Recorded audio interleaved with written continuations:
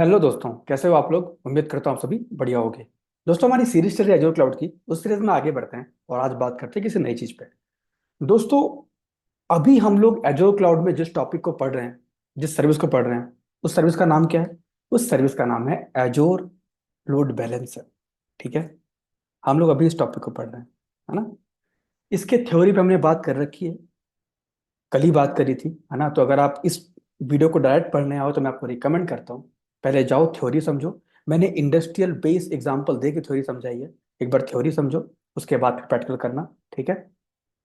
तो आज करते हैं प्रैक्टिकल लोड बैलेंसर का, कि कैसे लोड बैलेंसर इंप्लीमेंट करते हैं जो क्लाउड में, क्या क्या कॉन्फ़िगरेशन स्टेप्स होते हैं। ठीक है।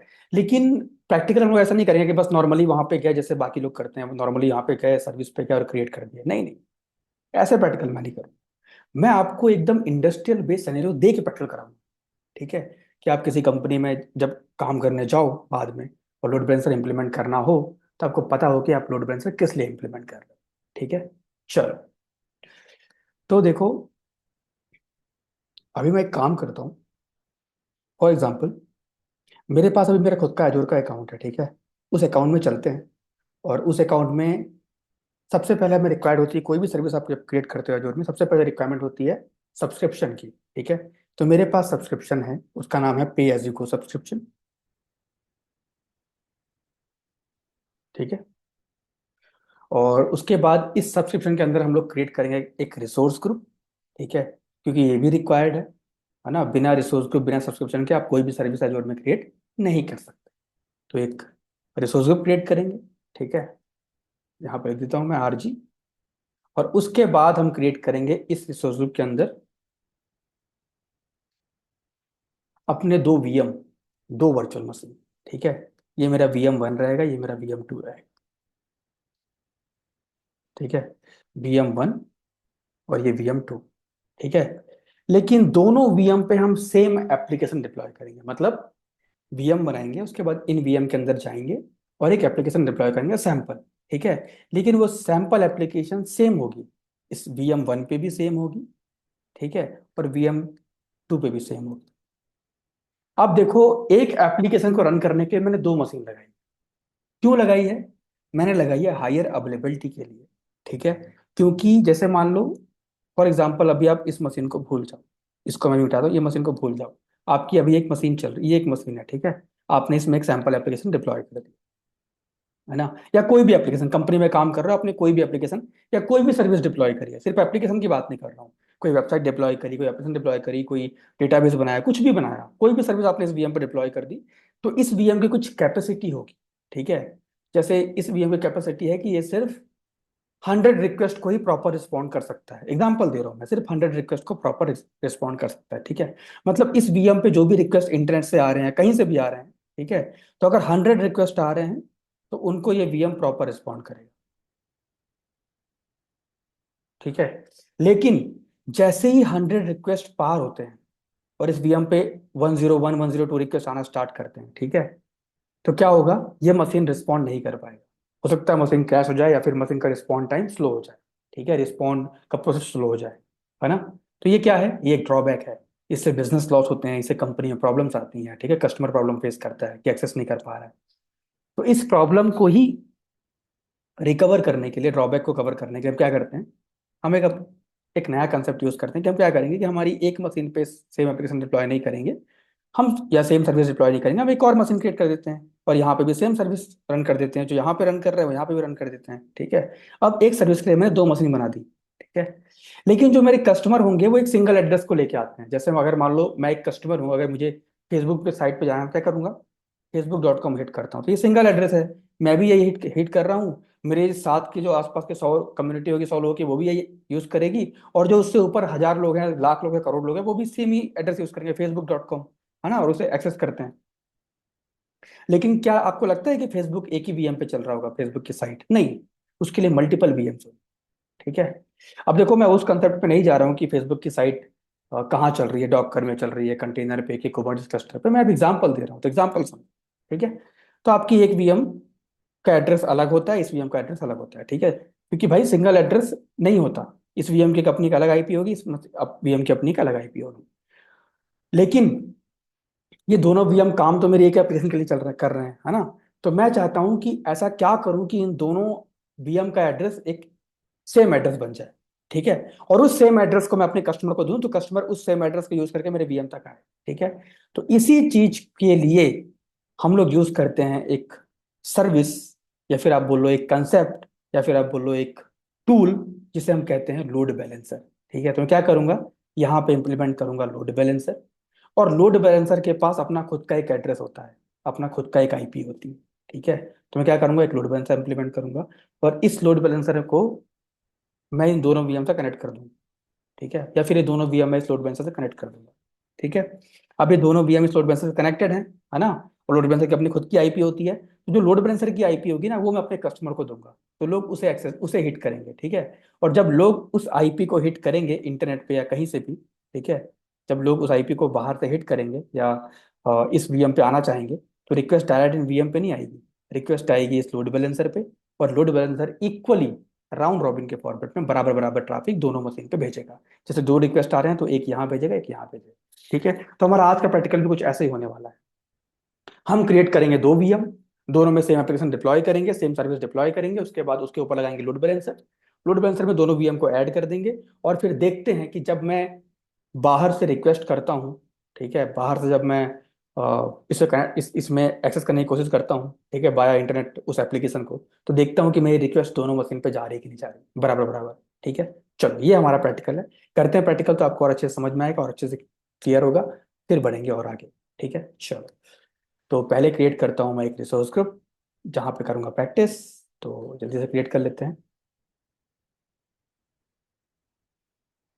नाम दिया मैंने टेस्ट हाइफन आरजी, ठीक है।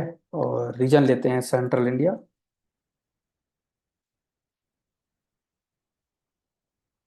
ये लो। नेक्स्ट, नेक्स्ट, और क्रिएट कर दो अपना रिसोर्स ग्रुप, ठीक है।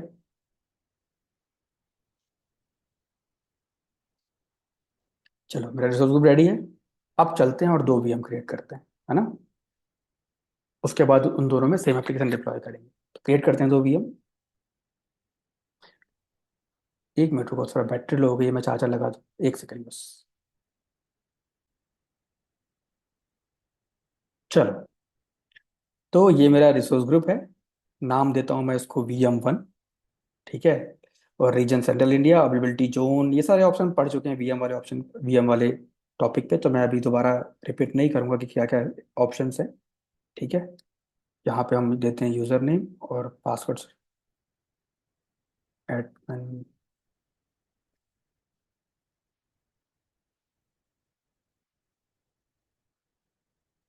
नेक्स्ट,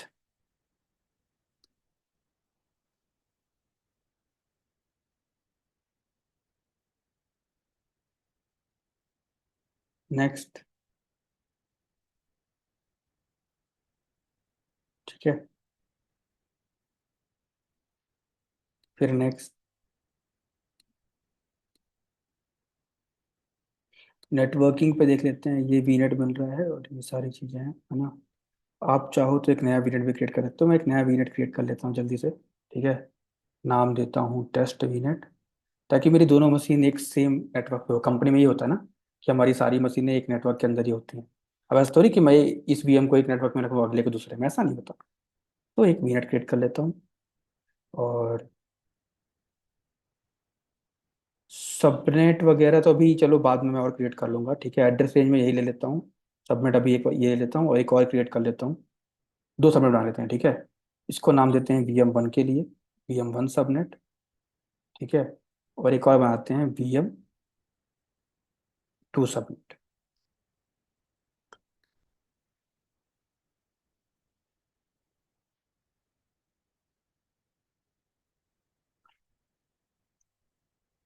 चलो,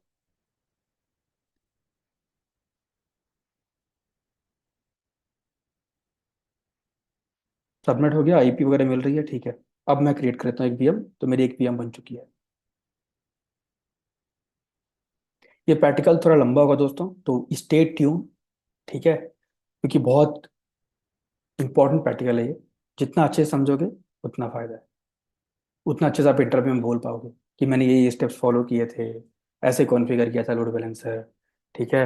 और ऐसे मैंने एक्सेस किया था, मतलब सब कुछ आप समझ पाओगे अगर आप अच्छे से प्रैक्टिकल करते हो तो। और प्रैक्टिस डालो कि प्रैक्टिकल आप साथ में करो, जैसे मैं मेरा वीडियो देख रहे हो, देखते जाओ, चीजें करते जाओ, प्रोग्राम लैपटॉप खोल के देखते जाओ, फोन पे वीडियो देखो करते जाओ, फोन पे वीडियो देखो करते जाओ।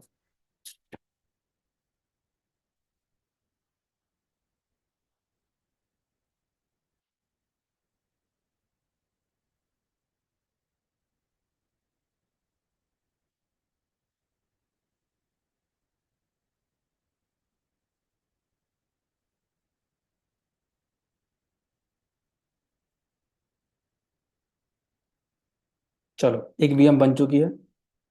ऐसे ही एक वीएम और क्रिएट कर लेता हूँ मैं, VM2।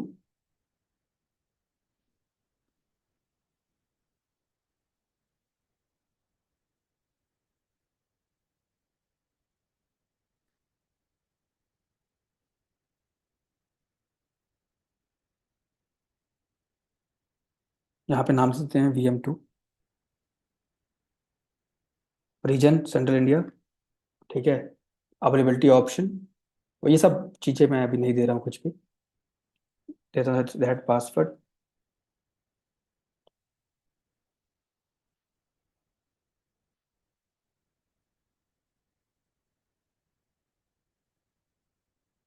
चलो, पासवर्ड मैच नहीं किया।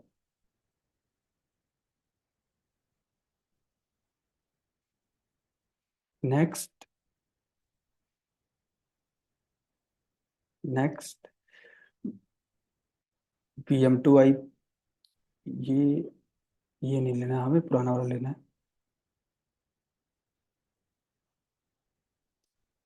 ये नया क्यों बन रहा है? एक सेकंड रुको दोस्तों, मैं पहले वीनेट चेक करूं क्योंकि वो नया वीनेट क्रिएट करने लगा। टेस्ट वीनेट हमारे पास है, उसमें हमारे पास दो सबनेट हैं, है ना? तो यही यूज़ कर रहे हैं, हमें दूसरा क्यों यूज़ करना है ना।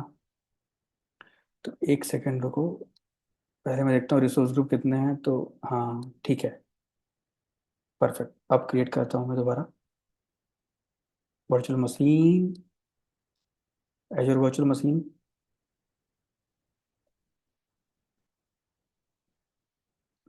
रुको, वरना ना ये वीडियो बहुत लंबी हो जाएगी वीएम क्रिएट करते समय। मैं वीएम वीडियो पॉज करके क्रिएट करता हूँ, क्योंकि वीएम रेडी करना है। आपने पहले वाला देख लिया, वैसे ये वाला रेडी करूंगा। फालतू वीडियो लंबी क्यों करें, है ना? तो वीडियो बन ये वीएम क्रिएट करता हूँ, फिर मिलता हूँ। चलो, तो मेरे दोनों वीएम रेडी हैं। ठीक है, और दोनों वीएम मेरी सेम रिसोर्स ग्रुप में और सेम नेटवर्क में है। ठीक है, तो ये इतना हो गया मेरा। अब चलते हैं दोनों वीएम के अंदर और एक सेम एप्लीकेशन डिप्लॉय करते हैं, VM1 में भी VM2 में भी। पहले कनेक्ट करता हूँ VM1 को मैं। ठीक है, फिर करेंगे VM2 को। तो इसकी पब्लिक IP कॉपी करता हूँ, अपना लोकल लैपटॉप पर टर्मिनल ओपन करता हूँ और VM कनेक्ट करता हूँ। कैसे कनेक्ट करेंगे? मेरी मशीन लिनक्स की है तो क्या यूज़ करते हैं? SSH यूज़ करते हैं। ठीक है, तो SSH यूजर नेम उसका एजेड है, @ उसकी पब्लिक IP जो पेस्ट कर देते हैं, एंटर मारते हैं, हम पूछेगा पासवर्ड, वो देते हैं पासवर्ड। चलो, अब ये मेरी VM है। चलते हैं इसमें रूट में सूडो -i करके जाता हूँ रूट पे। अब मैं आ गया हूँ रूट पे, और यहाँ पे एक सैंपल वेब सर्विस डिप्लॉय करते हैं। ठीक है, तो वेब सर्विस डिप्लॉय करने के लिए हमें एक वेब सर्वर इंस्टॉल करना पड़ेगा। मार्केट में दो ही वेब सर्वर बहुत फेमस हैं, एक एनजेनिक्स और एक अपाचे। तो हम इंस्टॉल करेंगे एनजेनिक्स। ठीक है, तो क्योंकि उबंटू की मशीन है, मैं यूज़ करूंगा apt-get। पहले तो अपडेट कर लेते हैं, है ना? क्योंकि उबंटू VM पहले अपडेट करी जाती है। तो मैंने अपडेट कर लिया। उसके बाद फिर इंस्टॉल करते हैं हमारा वेब सर्वर, मतलब एनजिनिक्स। और फिर डिप्लॉय करते हैं एक छोटी सी web service, sample web service.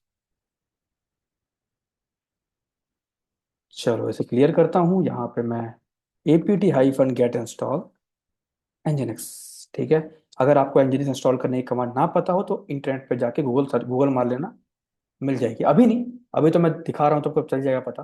Company जब काम करते हो, कंपनी में बोला जाता है कि भाई एनजिनिक्स एनजिनिक्स सेटअप करो एक VM के ऊपर।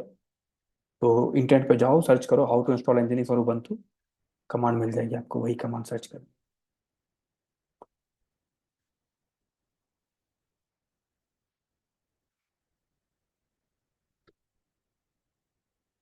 चलो, एनजिनिक्स मेरा इंस्टॉल हो चुका है।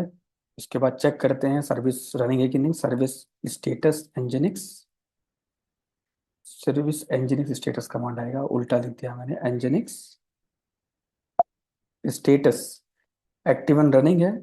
कोई भी वेब सर्वर जब इंस्टॉल करते हो तो आपको वेब सर्विस डिप्लॉय करने के लिए उसके जो बाय डिफॉल्ट पाथ है वहाँ जाना पड़ता है। वो कौन सा पाथ है? cd/var/www/html। ठीक है, यहाँ चलते हैं और यहाँ पे ये जो एग्जिस्टिंग फाइल है इसे रिमूव करता हूँ मैं। ठीक है,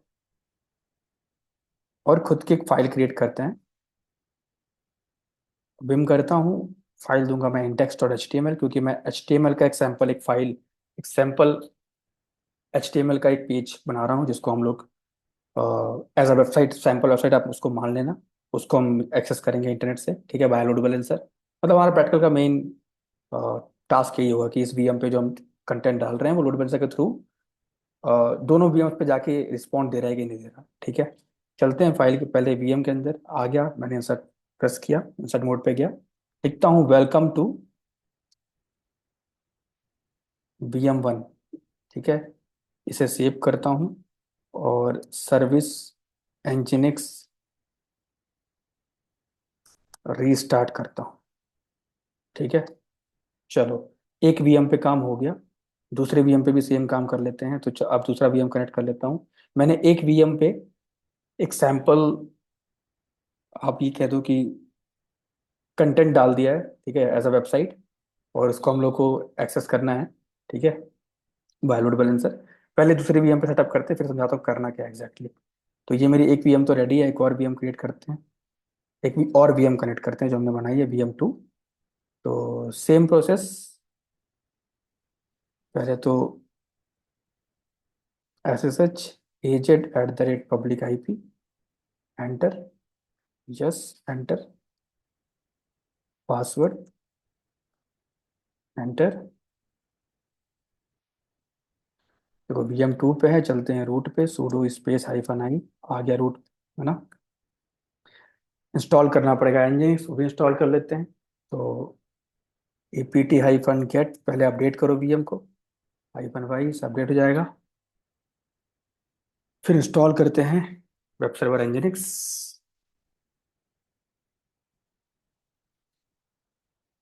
चलो, तो apt-get install nginx -y।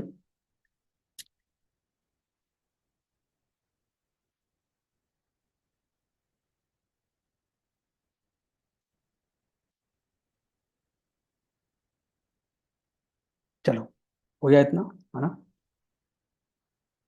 उसके बाद चलते हैं, डिफॉल्ट पाथ जो होता है cd/var/www/html। यहाँ पे हम जो एग्जिस्टिंग वाली फाइल है वो रिमूव करता हूँ, एक नई फाइल क्रिएट करता हूँ index.html।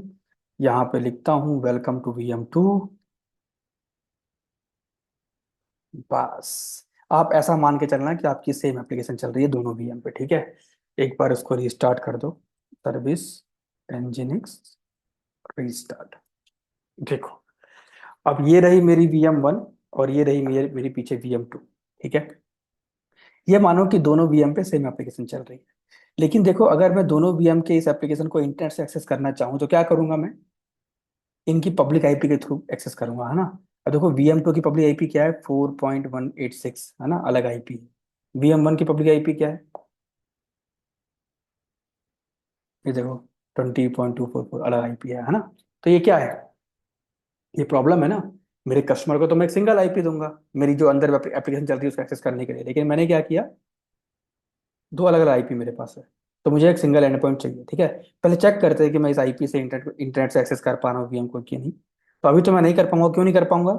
क्योंकि जो इनका नेटवर्क सिक्योरिटी ग्रुप है ना, ये सब चीजें मैंने बताई है आपको, नेटवर्क सिक्योरिटी ग्रुप क्या होता है, सारी चीजें बता रखी है। पूरी सीरीज पढ़ो तो समझ पाओगे। तो यहाँ पे अगर जाऊँ तो देखो, यहाँ पे मैंने 80 पोर्ट अलाउ नहीं किया है। जब आप किसी VM को वाया इंटरनेट एक्सेस करते हो, ठीक है, तो आप HTTP के थ्रू एक्सेस करते हो, HTTP। और HTTP का पोर्ट क्या होता है? 80। ठीक है, तो 80 का पोर्ट आपको यहाँ पे इनेबल करना पड़ेगा कि भाई अगर 80 को पोर्ट को लेके या फिर HTTP के थ्रू कोई मेरी VM पे आए तो उसको आने देना। तो सिक्योरिटी ग्रुप का जो फायरवॉल है उसको अंदर आने देगा। ठीक है, तो कैसे ऐड करेंगे? तो इनबाउंड पोर्ट पे जाके ऐड करें पहले तो। मैंने सोर्स मैंने बोला कोई भी आ जाए। ठीक है, और डेस्टिनेशन क्या है? डेस्टिनेशन कोई भी डेस्टिनेशन रख दो, कोई दिक्कत नहीं है। ये सर्विस क्या होगी? HTTP 80 पोर्ट, और मैंने ऐड कर दिया। अगर आपको एक डेस्टिनेशन में एक डेडिकेट आईपी देनी है, डेडिकेट वीएम की आईपी की, इस वीएम के लिए स्पेसिफिक बना रहा हूँ, तो आईपी दे सकते हो। मैंने एनी का मतलब क्या, कि इस वीएम पे आना है, कोई भी आ जाए, कहीं से भी आ जाए, कैसे भी आ जाए, ठीक है, ये एनी का मतलब होता है। अगर VM 2 पे भी जाऊं, यहाँ पे मुझे वही करना पड़ेगा। ये सारी चीजें मैंने पहले बता रखी।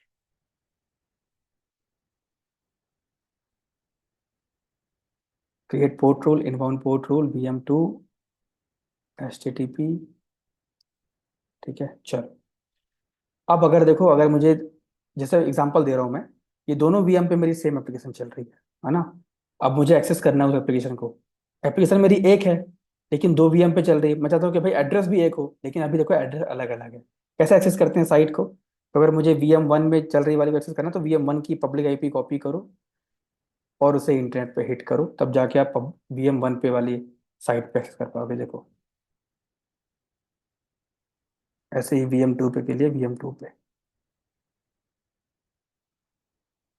देखो VM 1 पे गया, वेलकम टू VM 1। और अभी देखो, वेलकम टू VM 2। ठीक है। लेकिन आप ऐसा एग्जाम्पल मानो कि हमारी एप्लीकेशन सेम है। ठीक है। तो मैं ये चाहता हूं कि मेरे पास, मैं ऐसे कोई सर्विस इंप्लीमेंट कर दूं, ठीक है, ताकि क्या हो, मेरा एड्रेस एक हो जाए, ताकि कस्टमर सिर्फ उस सिंगल एड्रेस को हिट करे, रिक्वेस्ट दोनों में जाए, दोनों VMs पे जाए, दोनों उस पे जाए। ठीक है, देखो अभी जा रही है, ये VM 1 पे, ये VM 2 पे। उसके लिए हम लोग यूज करते हैं लोड बैलेंसर। अब कॉन्फ़िगर करते हैं हम लोग लोड बैलेंसर, और दिखाता हूँ कि कैसे हम सिंगल एक एंड पॉइंट कॉन्फ़िगर करते हैं लोड बैलेंसर के थ्रू, और कैसे लोड बैलेंसर ट्रैफिक को बराबर बराबर दोनों मशीन पे भेजता है। ठीक है। अब देखो, मैंने अगर कोई वेब सर्विस डिप्लॉय करी, इसका मतलब ये नहीं कंपनी में वेब सर्विस के केस में ही आप ये लोड बैलेंसर इंप्लीमेंट करोगे। कंपनी में मल्टीपल चीज़ों के लिए हम लोड बैलेंसर यूज करते हैं। ठीक है। डेटाबेस सर्विस के लिए यूज करते हैं, कि मेरा डेटाबेस एक VM पे ना रहे, मल्टीपल VM पे रहे। तो वहाँ लोड बैलेंसर लगा दिया कि रिक्वेस्ट जो अगर डेटाबेस की तरफ जा रही है, तो सारी VM पे, मल्टीपल VMs पर बराबर बराबर जाए। ठीक है। सिंगल डेटाबेस सर्वर पे लोड ना है। तो मल्टीपल चीज़ों के लिए हम लोग यूज करते हैं लोड बैलेंसर, सिंगल VM बस के लिए नहीं। मैं एग्जाम्पल दे रहा हूँ, इस एग्जाम्पल को अच्छे से समझो, और जब कंपनी में काम करने जाओगे तो रिलेट करना कैसे से करते हैं। ठीक है। अब क्रिएट करते हैं लोड बैलेंसर, तो मैंने क्रिएट पे क्लिक किया हुआ है। ठीक है। रिसोर्स ग्रुप हमारा टेस्टिंग वाला ही होगा। नेम दे रहा हूँ मैं, तो मैंने दे दिया टेस्टिंग -LB, मतलब load balancer. Region central India. ठीक है। और SKU पूछ रहा है। टाइप, जैसे हम सब्सक्रिप्शन होता है ना, वो सब्सक्रिप्शन पूछ लो, कि बोल लो कि कैसा, कैसे, किस टाइप का लोड बैलेंसर आपको क्रिएट करना है। ठीक है। स्टैंडर्ड क्रिएट करना है, बेसिक क्रिएट करना है, या गेटवे क्रिएट करना है। स्टैंडर्ड रिकमेंडेड है कि लोड बैलेंसर आप स्टैंडर्ड ही क्रिएट करो, तो मैं रिकमेंडेड जो है वही वाला ले रहा हूँ। ठीक है। टाइप पूछ रहा है, लोड बैलेंसर का टाइप क्या है, इंटरनल है कि पब्लिक है। पब्लिक मतलब अगर आपका जो लोड बैलेंसर बने, वो डायरेक्ट इंटरनेट की तरफ पॉइंटेड हो, मतलब कोई भी अगर बाहर से रिक्वेस्ट आ रही है, वो डायरेक्ट पहले आपके लोड बैलेंसर पे आएगी, तो क्या है, वो एक पब्लिक लोड बैलेंसर है। कि डायरेक्ट इंटरनेट से पब्लिक, और या फिर मतलब डायरेक्ट इंटरनेट से रिक्वेस्ट पब्लिकली, मतलब इंटरनेट से रिक्वेस्ट डायरेक्टली लोड बैलेंसर पे आ रही है, तो क्या है, ये पब्लिक लोड बैलेंसर है जो इंटरनेट पे एक्सपोज है। ठीक है। ये किस केस में हम इंप्लीमेंट करते हैं? जब हमारी दो VM चल रही है, जहाँ पे वेबसाइट चल रही है, वहां पे रिक्वेस्ट लोड बैलेंसर बाहर से लेके उन पे डिस्ट्रीब्यूट करेगा, तो ये पब्लिक लोड बैलेंसर में क्रिएट करेंगे। ठीक है। लेकिन अगर आप इंटरनल करते हो, इंटरनल मतलब क्या हो गया, कि मैंने क्या था कि भाई कोई इंटरनेट से लोड बैलेंसर पे आए और फिर ट्रैफिक डिस्ट्रीब्यूटर, मैं इंटरनली एक कंसेप्ट के लिए, जैसे मान लो फॉर एग्जांपल, यहाँ पे मैंने दो डेटाबेस लगाए हुए हैं। ठीक है। ये दोनों डेटाबेस में सेम एप्लीकेशन का डेटा, सेम सर्विस का डेटा स्टोर हो रहा है। ठीक है। तो मैं चाहता हूँ कि जब भी डेटाबेस के लिए कोई इंटरनली रिक्वेस्ट कर रहा है, या फिर कोई भी रिक्वेस्ट आ रही है, तो वो रिक्वेस्ट इन दोनों डेटाबेस पे बराबर बराबर जाए। ठीक है। मतलब रिक्वेस्ट अगर कोई इंटरनली मान लो रिक्वेस्ट किया डेटाबेस की तरफ, तो रिक्वेस्ट पहले लोड बैलेंसर पे जाए, और लोड बैलेंसर बराबर बराबर दोनों डेटाबेस पे रिक्वेस्ट भेजे, इस पे भी और इस पे भी। तो उस केस में आप यूज करते हो इंटरनल लोड बैलेंसर, जहाँ पे पब्लिक मतलब इंटरनेट का कोई यूज केस नहीं है, इंटरनली ये लोग एक्सेस कर रहे हैं। ठीक है। और डेटाबेस पर रिक्वेस्ट जा रही है, और डेटाबेस आपने दो बनाए हुए हैं, सर्वर आपके दो हैं डेटाबेस के। डेटाबेस सर्विस एक है, दो VM आपने बनाई है, क्यों बनाई है? एक पे लोड ना बढ़े, दोनों में बराबर बराबर जाए, तो लोड मेंटेन रहे। ठीक है, इसलिए। तो सिंगल एंड पॉइंट के लिए आपने क्या किया, यहाँ पे लोड बैलेंसर क्रिएट कर दिया। तो ये क्या है, ये एक इंटरनल लोड बैलेंसर है। और जो हम अभी इंप्लीमेंट करने जा रहे हैं वो कौन सा है, वो पब्लिक लोड बैलेंसर है। पब्लिक क्यों? क्योंकि इंटरनेट से हम लोग जाएंगे, और ये पब्लिक जो लोड बैलेंसर का पब्लिक IP होगा, जो लोड बैलेंसर का एड्रेस होगा, उसे हिट करेंगे, और फिर वो रिक्वेस्ट लोड बैलेंसर पे आएगी और इक्वली यहाँ पे भेजेगी। तो जो इंटरनेट है वो डायरेक्टली लोड इस लोड बैलेंसर को यूज कर रहा है, तो ये क्या है, एक पब्लिक लोड बैलेंसर है। जो लोड बैलेंसर इंटरनेट पे एक्सपोज हो उसे हम कहते हैं पब्लिक लोड बैलेंसर, ठीक है। तो मैं पब्लिक पे क्लिक कर देता हूँ और नेक्स्ट। अब फ्रंट एंड आईपी कॉन्फ़िगरेशन, ठीक है। Front end IP, front end IP क्या है कि आपके लोड बैलेंसर को आईपी क्या मिलेगी, फ्रंट एंड आईपी क्या होगी, किस पे रिक्वेस्ट, कौन सी आईपी पे लोग रिक्वेस्ट करेंगे इंटरनेट से, फ्रंट एंड आईपी, ठीक है। जैसे मान लो, समझाता हूँ यहाँ पे आपको फ्रंट एंड कॉन्फ़िगरेशन का मतलब क्या होता है कि आपने मान लो यहाँ पे एक लोड बैलेंसर क्रिएट किया, ठीक है। इस लोड बैलेंसर के बैकएंड में आपकी वीएम लगी हुई है ना, इनका अपना एड्रेस है। लेकिन आपको भी तो एक एड्रेस इसके ऊपर चाहिए ना, एक आईपी चाहिए ना, फ्रंट एंड आईपी, जिस आईपी को आप इंटरनेट से यूज करोगे इस लोड बैलेंसर पे आने के लिए। तो वही आईपी हम यहाँ पे कॉन्फ़िगर कर रहे हैं, फ्रंट एंड कॉन्फ़िगरेशन, कि भाई फ्रंट एंड में मेरी ये आईपी रहेगी, फ्रंट में मेरा ये एड्रेस रहेगा, आप लोग को इसे हिट करना है, फिर वो रिक्वेस्ट लोड बैलेंसर पे जाएगी और फिर वो बैकएंड में जो चीजें वहां तक भेजेगी, ठीक है। तो मैं एक फ्रंट एंड आईपी यहाँ पे कॉन्फ़िगर कर रहा हूँ, मैंने दिया नाम उसको टेस्टिंग एलबी फ्रंट आईपी, इस तरीके से, है ना। और पब्लिक आईपी यहाँ ये वाला ले लेते हैं, अरे ये एसोसिएट है।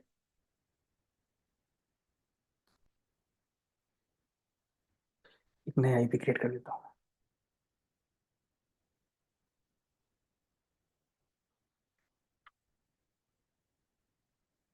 चलो, सेव कर दिया मैंने, है ना, टेस्ट नाम की आईपी बना दी है। और गेटवे लोड बैलेंसर ना कुछ, सेव कर दो। ये सब चीज़ें क्या होती हैं, गेटवे वगैरह वो आगे अभी आपको और एक बार बता दूंगा। अभी सिर्फ समझो कैसे लोड बैलेंसर इंप्लीमेंट करते हैं। तो मैंने फ्रंट एंड इंप्लीमेंट कर दिया, मतलब मैंने एक आईपी लगा दी है इस बाहर पे, यहाँ पे एक आईपी लगा दी मैंने, ठीक है। इस आईपी को ही जो भी कस्टमर इंटरनेट से आएगा लोड बैलेंसर की तरफ, वो इस आईपी को यूज करेगा, है ना। अब हमें कॉन्फ़िगर करना है बैकएंड, कि बैकएंड में रिक्वेस्ट कहाँ जाएगी। फ्रंट एंड तो आपने डिफाइन कर दिया कि भाई लोग इसको हिट करेंगे तो रिक्वेस्ट इस आईपी के थ्रू लोड बैलेंसर पे आई, लेकिन बैकएंड पे कहाँ जाएगी, वो बैकएंड डिफाइन करना है, ठीक है। तो नेक्स्ट करो, अब डिफाइन करना है बैकएंड। तो मैं ऐड बैकएंड पूल पे क्लिक करता हूँ। बैकएंड का नाम टेस्टिंग, एग्जांपल दे रहा हूँ मैं, कंपनी का प्रॉपर नाम देना। जैसे क्लाइंट का नाम है वॉलमार्ट, तो Walmart UAT load balancer backend ऐसे डिफाइन कर, ठीक है। मैं तो अभी कुछ भी डिफाइन कर देता हूँ। तो देखो, टेस्टिंग पीनेट हमारा है, वहाँ पे डिफाइन करना है। और हम लोग आईपी एड्रेस डिफाइन कर देंगे, ठीक है, कि हमारी 10.4 VM2 और VM1, मैंने दो VM ऐड कर दिया, ठीक है, बैकएंड में। इन दोनों VM पे रिक्वेस्ट जाए, मैंने क्या बोला, दो आईपी एड्रेस ऐड कर दिए, मतलब ये दो VM के आईपी एड्रेस है, तो रिक्वेस्ट कहाँ जाए, इन दोनों VM पे जाए। ये प्राइवेट आईपी है, ठीक है। ये जो आपको दिखे सामने, ये क्या है, ये प्राइवेट आईपी है VMs की। क्योंकि लोड बैलेंसर इंटरनली वो प्राइवेट कम्युनिकेशन करता है। जैसे आपने ये दो, जब आपने यहाँ पे समझो, जैसे आपने दो VM को यहाँ पे कनेक्ट कर दिया ना, तो वो ये लोड बैलेंसर पब्लिक हो चुका है, बट ये जो कनेक्टिविटी इंटरनली कर रहा है वो प्राइवेटली करेगा, वो प्राइवेट आईपी के थ्रू बनाएगा, ठीक है। इसको सेव कर देता हूँ, बैकएंड पोली बना दिया मैंने। नेक्स्ट, इनबाउंड रूल हमें क्रिएट करना पड़ेगा, लोड बैलेंसिंग रूल। तो मैं कर देता हूँ कि कौन कैसे आए, कहाँ से आए, तो मैंने ऐड कर दिया। ऐड कर रहा हूँ लोड बैलेंसिंग रूल, है ना। यहाँ पे रूल का नाम लिखते हैं टेस्टिंग इनबाउंड एलबी रूल। एक रूल आपको बनाना पड़ेगा, ठीक है। फ्रंट एंड आईपी को देना पड़ेगा, तो ये फ्रंट एंड आईपी है, ये बैकएंड का, ये हमारा बैकएंड है ना, ये मैंने डिफाइन कर दिया। और पोर्ट बोल रहा है ये, है ना। तो पोर्ट हमारा जो होता है वो 80 होता है, ठीक है, कि 80 पोर्ट के थ्रू है। और बैकएंड भी 80 पे ही चलेगा, सारे पोर्ट 80 देना, कुछ चेंज मत करना। और बस सेव कर दो, और कुछ नहीं करना है। यहाँ पे क्या बोल रहा है, health probe no existing health probe, एक हेल्थ प्रूफ क्रिएट कर लो। हेल्थ प्रूफ क्या होता है, जैसे अगर आप लोग AWS जानते हो तो वहाँ पे एक टारगेट ग्रुप होता है ना, वैसे यहाँ पे हेल्थ प्रूफ होता है। हेल्थ प्रूफ क्या होता है, हेल्थ प्रूफ आपको अभी एक्सप्लेन करूंगा मैं। लेकिन अभी ये समझो कि ये दोनों जो VM है ना, ये दोनों VM एक हेल्थ प्रूफ के अंदर रहेंगी। जैसे ही आपने लोड बैलेंसर में अटैच कर दिया, तो ये दो VM कहाँ रहेंगी, एक हेल्थ प्रूफ के अंदर रहेंगी। हेल्थ प्रूफ का मतलब ये मान लो कि एक ग्रुप है उसके अंदर रहेंगी, ठीक है। और वो जो ग्रुप है ना, वो इन दोनों मशीन की हेल्थ को चेक करता रहेगा। हेल्थ मतलब, जैसे मान लो अगर ये दोनों VM हेल्दी है, मतलब प्रॉपर चल रही है, तो ये दोनों VM को लोड बैलेंसर को बोलेगा कि भाई लोड बैलेंसिंग करते रहे, दोनों पर रिक्वेस्ट भेजते रहे। लेकिन अगर मान लो ये VM में कोई दिक्कत आ गई, ये VM चल नहीं पा रही है प्रॉपर, ठीक है, तो हेल्थ प्रोब ऑटोमेटिकली इस VM को यहाँ से रिमूव कर देगा, ठीक है। और लोड बैलेंसर को बोलेगा कि भाई कि एक VM खराब हो चुकी है, अब सिंगल VM पे लोड बैलेंसिंग करनी है, तो सिंगल VM पे लोड बैलेंसिंग करेगा वो, ठीक है। तो ऐसे ही VM के हेल्थ वगैरह को कौन मैनेज करता है, वो हेल्थ प्रोब करता है। अभी हेल्थ प्रोब को आपको आगे और एक्सप्लेन करूंगा इसके अगले वाले वीडियो में, ठीक है। तो मैंने हेल्प प्रो भी बना दिया, क्रिएट न्यू पे क्लिक किया, नाम दे दिया मैंने टेस्ट HP, और सेव, और सेव कर दो। बस इतना ही करना होता है और आपका लोड बैलेंसर रेडी है। ठीक है, क्रिएट करो। बनने तो लोड बैलेंसर फिर दिखाता हूँ, देखो मेरी रिक्वेस्ट दोनों मशीन पे जाती है या नहीं जाती।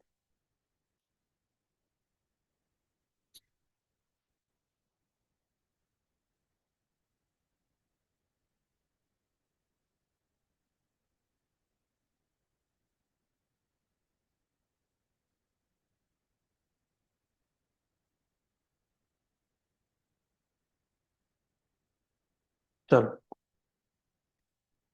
लोड बैलेंसर रेडी है। लोड बैलेंसर की पब्लिक आईपी कॉपी करते हैं। अब पब्लिक आईपी कहाँ है? तो फ्रंट एंड आईपी पे जाओगे आप, यहाँ पे तो आपको एक आईपी मिलेगी, ये आईपी। इसे मैं कॉपी कर लेता हूँ, Command C। अब देखो, अगर मैं न्यू इनकॉग्निटो मोड में जाऊँ और इस आईपी को हिट करूँ,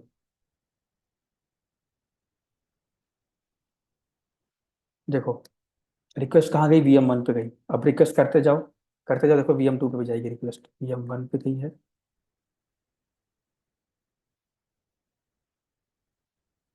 मैं एक और इनकॉग्निटो में हिट करता हूँ,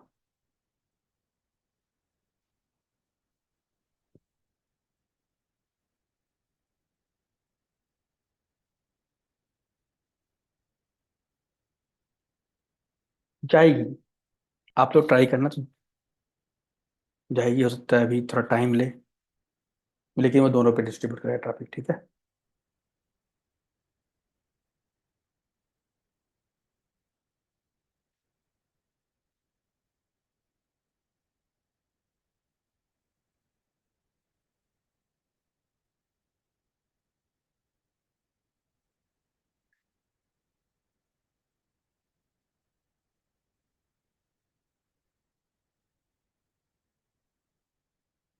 ऐसा आप चेक करते रहना। वो VM, दोनों VM पे रिक्वेस्ट जाएगी, अभी नहीं जा रही है, मतलब जाएगी, टाइम ले लिया।